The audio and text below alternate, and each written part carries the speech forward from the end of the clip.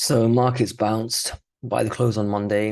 I think it was softer PMI really that led the markets higher. But even though we're up pretty much 1%, if you really want to make an average across the board, I think we're running into resistance already because we've gone down quite a lot recently, and now we have resistance. So looking at the S&P, look at this nice bounce straight into resistance. What happens now? We had Nvidia earnings that were good. I mean, I think they did some buyback, good guidance, whatever, whatever. So I'm still short, not the best to see. But what was a little promising is that it was I think we saw highs of 520, 525 after hours, but we settle around 500. Let's see. For me, it's still blow off range. So what happens if, let's say today, because I'm doing this Thursday morning, we start to see Nvidia red, pre-market, for example, and then it starts to look very much like a blow off top. A lot of trapped people. I don't know. Let's see. It could just, resume. Let's see what happens. But for me, it's very hard for me to imagine it continue. We saw Tesla do something similar, and then, then competition comes in and down it goes from its highs. I think Nvidia is gonna run into competition, maybe not straight away. I'm not really willing to hold my short that long. Anyway, we'll see about that. But I just feel like Nvidia pre-market will be pretty important. Otherwise, S&P at resistance. If we break out and go higher, because we are at double resistance, you can see this horizontal that was support, so that should be resistance, and also this down sloping trend line. If we go higher, I don't know, 450, maybe the S&P. No, I'm sorry, and also yields. We had PMI, right? That was softer, so yields went down. That helped the markets, but it also depends on yields. If yields keep dropping, then that could allow the markets to go higher. But for now, we are at resistance. Nasdaq also at resistance. Could go a little higher. Let's see, but pretty much at resistance. Dow Jones, not too impressive, only up 0.5%. But that's typical of the Dow Jones. It never moves too much compared to the S&P and especially the Nasdaq. We're pretty much near resistance. So I think they're all sort of near resistance. So let's see the Russell.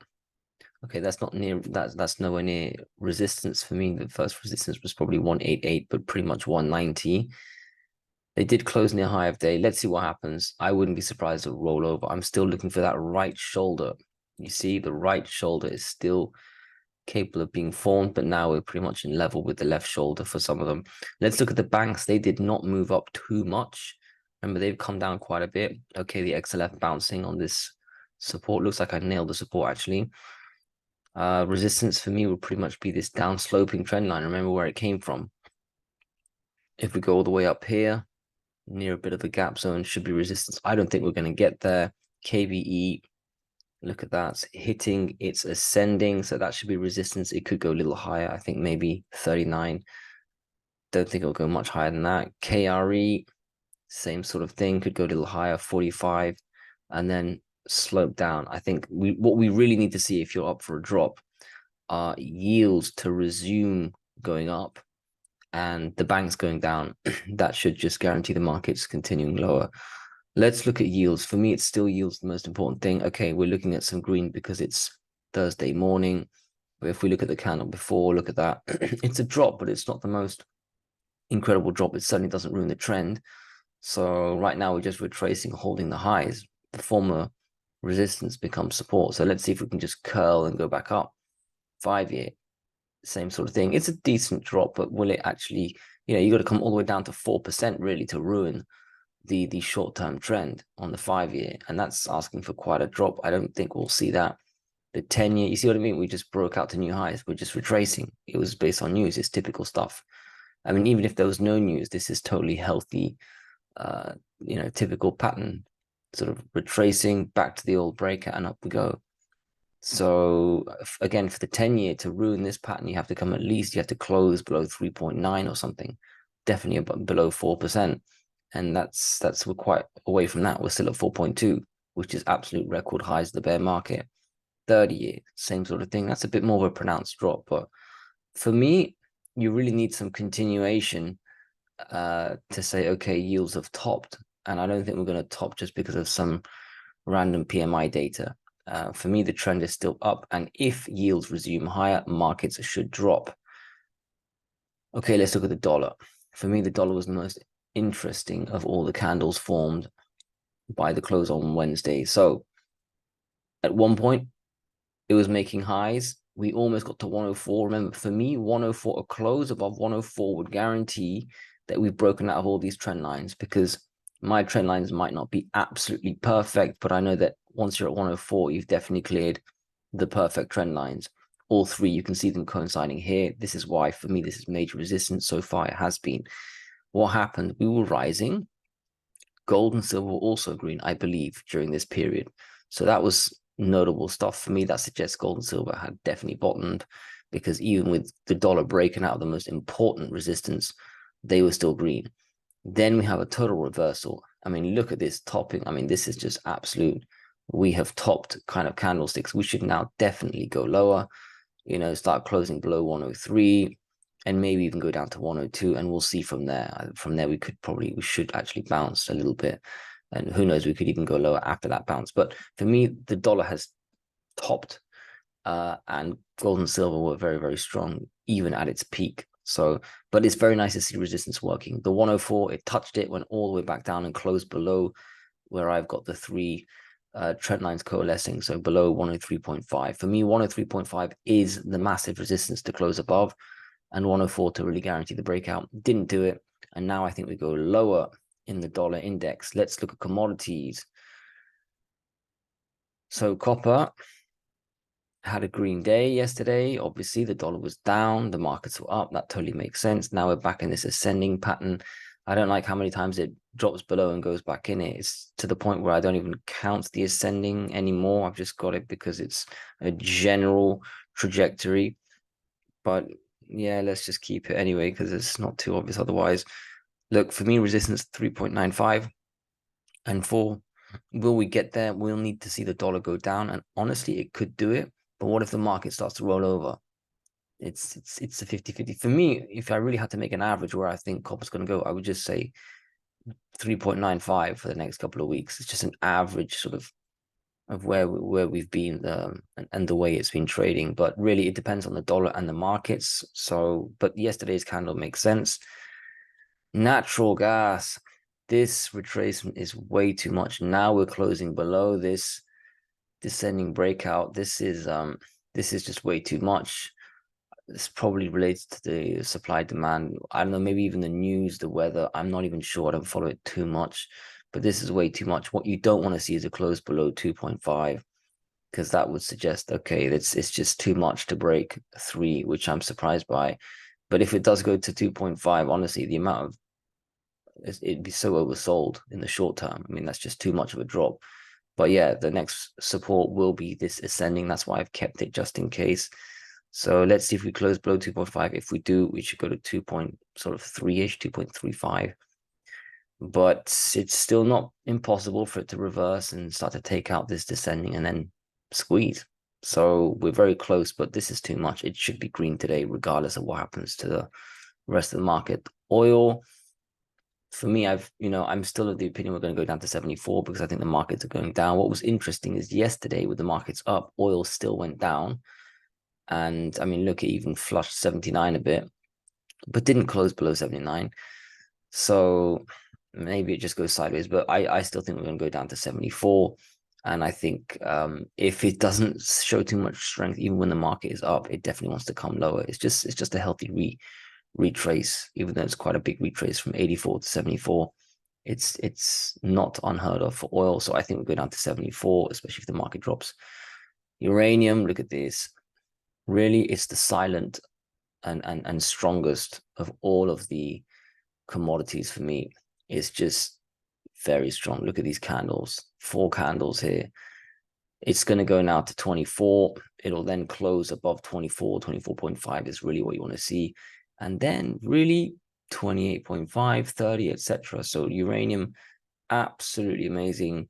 Well done to all the uranium bulls. You must be loving this, watching everything just get tossed, left and right in the other sectors, whilst you guys just slowly climb and almost guarantee a breakout to the 30s. All right, gold and silver there. We really did see a pronounced bounce. Finally, we definitely saw it in silver. I'll get to that in a second, but look at this. this beautiful candle. First time we closed above 1900, and it was very much way above 1900, 1914, 15. We tagged 1920 already. Now we're trading at 1920, 1921. So we've already made new highs so far in the morning. Again, I think we're going to go to 1940. You do need the dollar to drop to play along. Although yesterday we saw gold go up despite the dollar going up. So I think gold really has bottomed, really will bounce at least to 1940. And by 1940, I mean 1935, 1938. What we really saw though is silver again. Look at this. You know, I was saying, I mean, look where silver was by Tuesday's close. I said, if gold really bounces, you're going to see silver all the way up here, 24.5. You know, by the time gold's at 1940, we're going to be at 24.5. Well, we pretty much are at 24.5, and gold's only at 1920. So if gold gets to 1940, which is not too much higher, silver could be at 25, should be, to be honest, which means, well, yeah, that'll definitely be resistance. We may even encounter a bit of resistance before, like 24.9 or something, or 24.8. But silver is just super strong. And, you know, I was saying it the whole time, silver was saving gold down here. And it's not like it was exhausted from all this buying. It's still outperforming.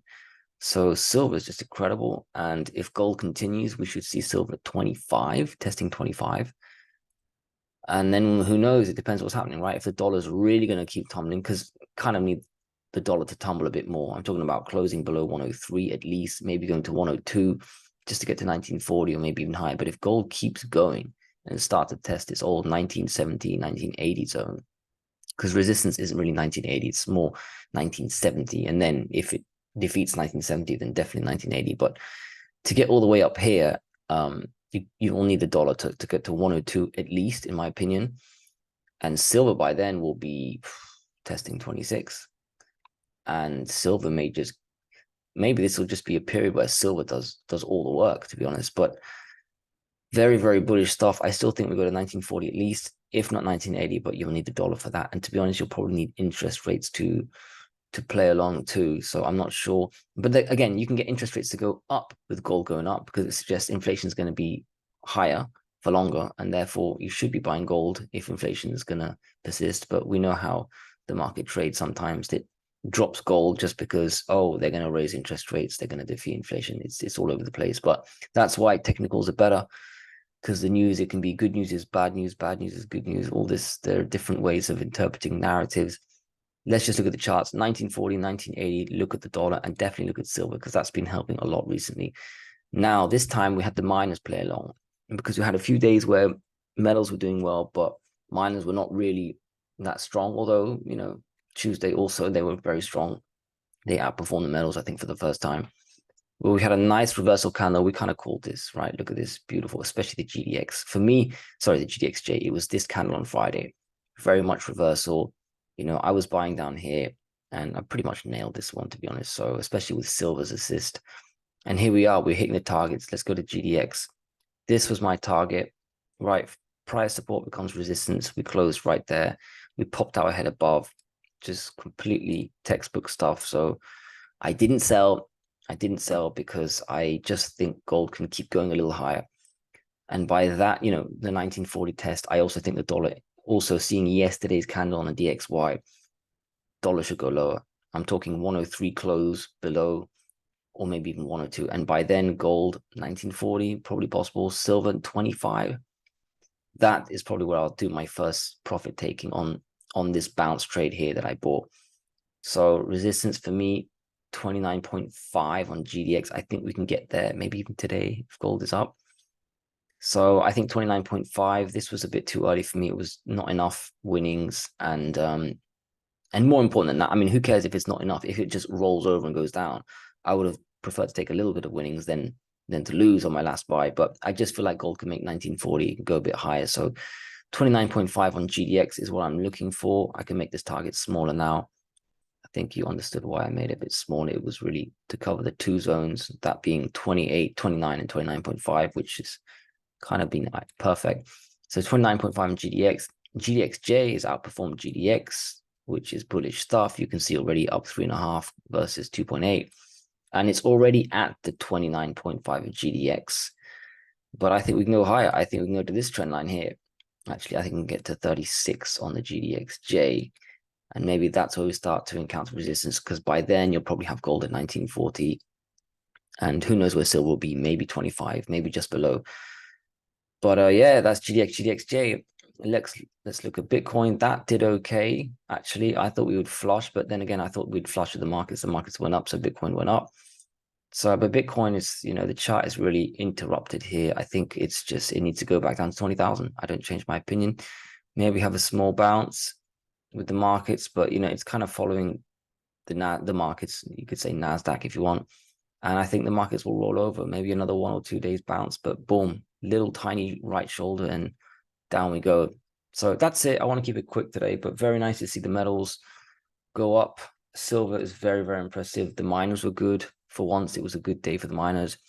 But again, that was with interest rates going down and markets going up. I would prefer to see the markets going down and the metals going up. That would be a good day. So let's see what happens today. And of course, we've got Friday coming up. That's also important. So let's see. Good luck.